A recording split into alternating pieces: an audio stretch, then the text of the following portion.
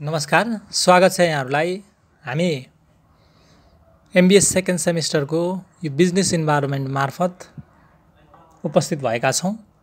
व्यावसायिक वातावरण के हो भन्ने विषयमा हामी आगामी भिडियोहरूमा चर्चा परिचर्चा गर्नेछौँ। आज चाहिँ हामी विशेष गरी नेपालको एग्रिकल्चर सेक्टरमा चाहिँ के कस्ता प्रब्लमहरू रहेका छन्, नेपालको कृषि क्षेत्रलाई चाहिँ के कस्ता कुराहरूले असर गरेको छ, यसको मेजर प्रब्लम एन्ड इस्युजको बारेमा चाहिँ हामी आज हेर्दैछौँ। यसको लागि हामी यो टपिकमा रहेर आज हामी कुराकानी गर्नेछौँ। नेपालमा कृषि क्षेत्रका प्रमुख समस्याहरू भनेर दिएको छ, major problem of agriculture sector in Nepal भनेर 104 पेजमा रहेको छ। 104 पेज, हामी त्यो 104 पेजमा जाउँ। 104 पेजमा रहेको यो नेपालको कृषि क्षेत्रको चाहिँ प्रमुख समस्याहरू यहाँ दिएको छ। नेपालमा कृषि क्षेत्रका प्रमुख समस्याहरू भनेर दिएको छ।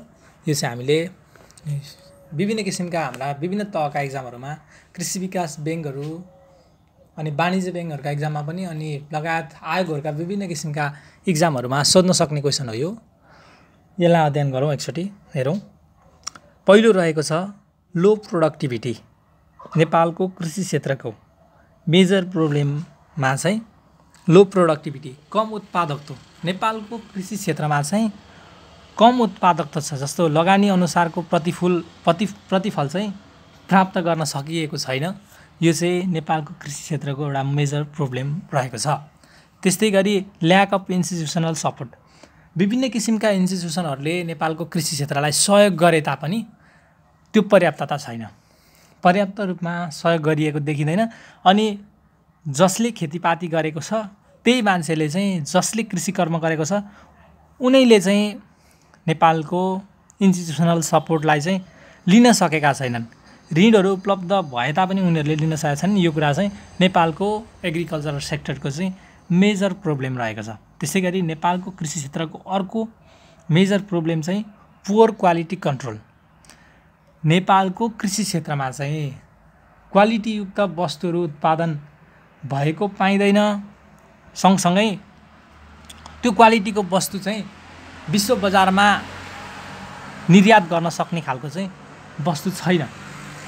अब नियमनकारी निकाय पनि छैन, सँगसँगै अब विश्व बजारलाई चुनौती दिने खालको, विश्व बजारमा चाहिँ बिक्ने खालको चाहिँ वस्तुहरू उत्पादन हुन सक्नु पनि नेपालको कृषि क्षेत्रको मेजर प्रब्लम रहेको छ।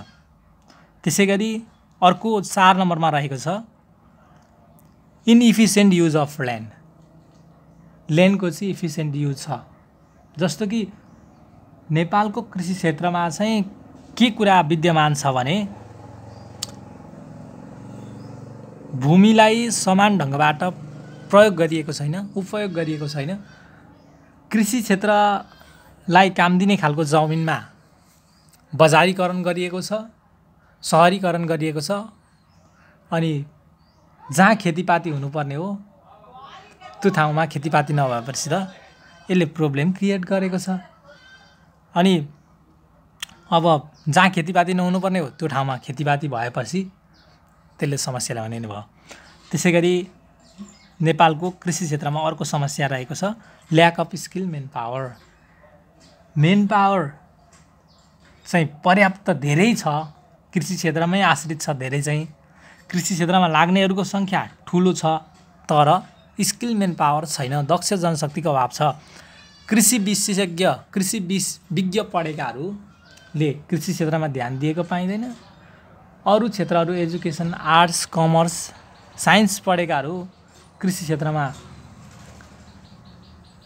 अलिअलि लागेको देखिन्छ अहिले आएर, अब त्यो पनि पर्याप्त छैन। अनि बुझेर खेतीपाती गर्नेहरूको कमी छ। अब माटो कस्तो प्रकृतिको हो, कुन माटामा के फल्छ के फल्दैन भन्ने खालको ज्ञानको अभाव, अनि मेसिनरी उपकरणहरू चलाउन सक्ने श्रमिकको अभावको कारणले गर्दा पनि नेपालको कृषि क्षेत्रलाई प्रब्लम गराएको छ दक्ष जनशक्तिको अभावले। त्यसै गरी 6 नम्बरमा रहेको छ, यहाँ हेर्न सकिन्छ इम्प्याक्ट अफ वेदर। अब वेदरले पनि इम्प्याक्ट गरेको छ नेपालको कृषि क्षेत्रलाई। मौसमी परनिर्भरता छ नेपालको कृषि क्षेत्रमा। के छ भनेदेखि मौसमको परनिर्भरतामा चाहिँ निर्वाहमुखी खेती प्रणालीभित्रको मौसमको परनिर्भरता भनेको चाहिँ अब पानी पर्छ जब अनि खेतीपाती गर्ने भन्ने जस्तो छ। सिँचाइको पर्याप्तता छैन। सिँचाइको सुविधा नभएको कारणले गर्दाखेरि चाहिँ नेपालको कृषि क्षेत्रमा ठुलो समस्या ल्याएको छ। यसले गर्दाखेरि अब कहिलेकाहीँ धेरै वर्षा होइदिने, अति वर्षा हुन कारणले चाहिँ भारी वर्षाको कारणले गर्दाखेरि चाहिँ नेपालको कृषि क्षेत्रमा अब खेतीपाती त लगाइन्छ, तर त्यसलाई अब पानी कहिले बढी हुन्छ कहिले पानी नै हुँदैन। त्यो कारणले गर्दाखेरि चाहिँ नेपालको कृषि क्षेत्रलाई असर पुर्याएको छ। त्यसै गरी 7 नम्बरमा छ, 7 नम्बरमा रहेको छ पुअर इनपुट्स। अब नेपालको कृषि क्षेत्रका चाहिँ विभिन्न कारणका समस्याहरूले गर्दाखेरि चाहिँ नेपालको अब सामग्रीहरू चाहिँ उत्पादन कम गर्न सकिएको छ। जस्तो कि अब विभिन्न किसिमका फर्टिलाइजरहरू, केमिकलहरूका कुराहरूदेखि लिएर सिड्सहरू पनि उन्नत जातको अब नपाइने कारणले गर्दाखेरि, सँगसँगै अब कीटनाशक औषधिहरूको कमीले गर्दाखेरि चाहिँ नेपालको कृषि क्षेत्रमा चाहिँ धेरै ठुलो समस्या खडा गरेको छ। यसले गर्दाखेरि चाहिँ नेपालको कृषि क्षेत्रलाई डामाडोलै बनाएको छ। यति धेरै अब महत्त्वपूर्ण रहेको कृषि क्षेत्र, नेपालको कृषि क्षेत्र त अब योगदान नेपालको कृषि क्षेत्रले नै गरेको छ। अर्थतन्त्रको मुख्य स्रोतै अब मेरुदण्डै कृषि क्षेत्र रहेको छ। अब हरेक चोटिको बजेटहरूमा, आर्थिक वर्षहरूमा चाहिँ कृषि क्षेत्रले चाहिँ कुल ग्राहस्थ उत्पादन GDPमा चाहिँ झन्डै 30% चाहिँ योगदान छ, कृषि क्षेत्रको योगदान छ। तर पनि यसलाई व्यवस्थित बनाउन सकेको छैन। यी कुराहरूमा रहेका, यी 7वटा कुराहरूमा रहेका मुख्य समस्याको कारणले गर्दाखेरि चाहिँ नेपालको कृषि क्षेत्र अझै पनि माथि उठ्न सकेको छैन। यिनमा रहेका समस्याहरूलाई चाहिँ निराकरण गर्दै जान सकेको खण्डमा नेपालको कृषि क्षेत्रलाई अलिकति राम्रो बनाउन सकिन्थ्यो, परिष्कृत बनाउन सकिन्थ्यो। मुख्य समस्याहरू एकचोटि फेरि सरसर्ती भनौँ: low productivity, lack of institutional support, poor quality control, inefficient use of land, lack of skill manpower, impact of weather and poor inputs. यी थिए major problems, issues of agricultural sector in Nepal. हामीलाई सुनिदिनु भयो, हाम्रो कार्यक्रम हेरिदिनु भयो, तपाईँलाई धेरै धेरै धन्यवाद।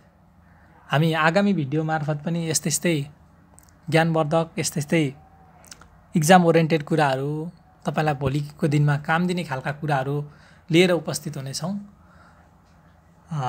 लाइक गर्नुहोस्, कमेन्ट गर्नुहोस्, सेयर गर्नुहोस्, सब्सक्राइब गर्नुहोस्। तपाईँहरू ज्ञानी हुनुहुन्छ, पक्कै गर्नुहुनेछ त्यो कर्म भन्दै यो भिडियो मार्फत बिदा हुन चाहन्छौँ। हवस् त, धन्यवाद, नमस्कार, सबैको जय हो।